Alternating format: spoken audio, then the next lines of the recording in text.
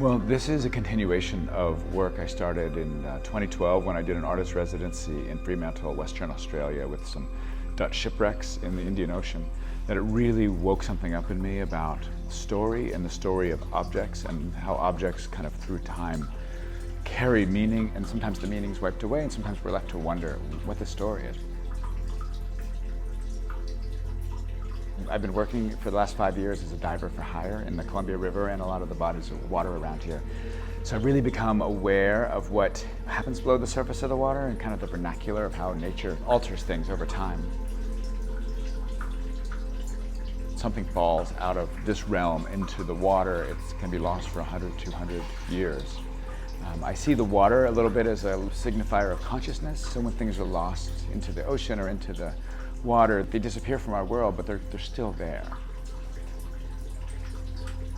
In this installation, I've used antiques that kind of represent a way of life that we don't live anymore, which is candelabras, fine silver services, all these things like that that I feel like represent a different way of being. It's about displacement, it's about emergence and about re-emergence and memory.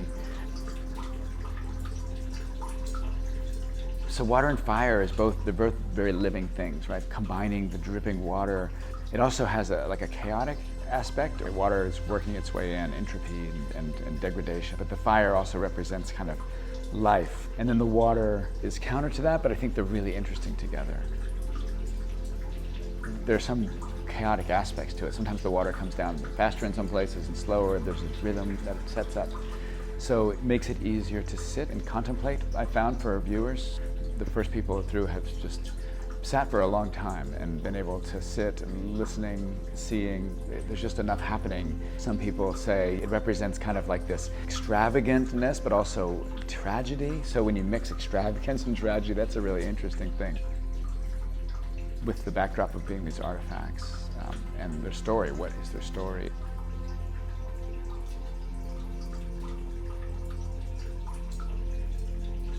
It really makes people wonder, and I think that is an interesting place to be.